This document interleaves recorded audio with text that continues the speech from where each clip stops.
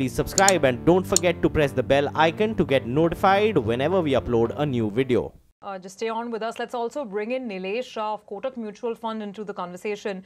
Nilesh, thanks so much for joining in. Is it perhaps fair to say that today it was the debt market that actually caused this big equity drop? Yes, undoubtedly. The straight trade in debt market, which happened for liquidity reason, ended up impacting the entire housing finance sector in equity market and also overall indices. Okay. Well, Saurabh, your sense, I mean, how do you explain this fall? Is the scare about NBFCs overstated, or is it understandable, justified?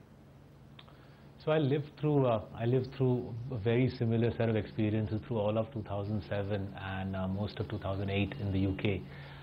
So very vivid memories of very similar discussions in the UK in 2007 and 2008.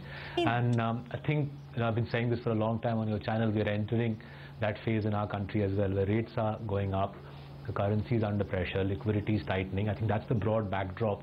I'm not underplaying the Divan paper being sold by DSP at 11%, but I'm not so sure how much importance we should attach to that. Clearly, liquidity tightening, potential RBI intervention in October to hike rates, I think is the bigger challenge. Financials, 40% of the Nifty, I've been saying for 6-7 months, makes no sense at all. And I think that's perhaps my request to your viewers be to focus on that.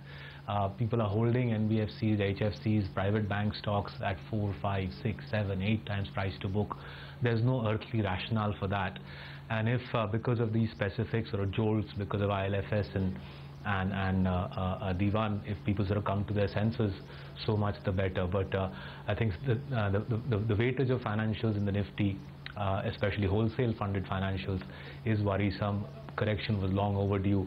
Perhaps this freeze in the money market now triggers ultimately that correction that was long overdue.